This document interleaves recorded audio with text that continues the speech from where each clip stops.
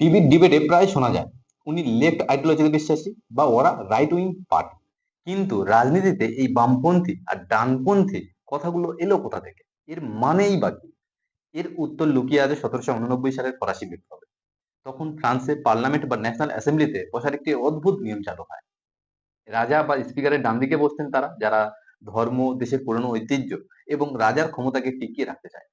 এদেরকে বলা হলো রাইট উইং বা ডানপন্থী। এরা সাধারণত বড় ব্যবসা এবং জাতীয়তাবাদের পক্ষে কথা বলে। আর বাঁদিকে বসতেন তারা যারা সিস্টেম পরিবর্তন বা বিপ্লব চাইতেন, যারা বলতেন সাধারণ মানুষ, কৃষক আর শ্রমিকদের সমান অধিকার চায়। এদেরকে বলা হলো লেফট উইং বা বামপন্থী। এরা মনে করে রাষ্ট্রের সমস্ত সম্পদে সবার সমান অধিকার থাকা উচিত। সময়ের সাথে সাথে এই ধারণাগুলো বদলেছে, কিন্তু মূল ভিত্তিটা একই রয়ে গেছে।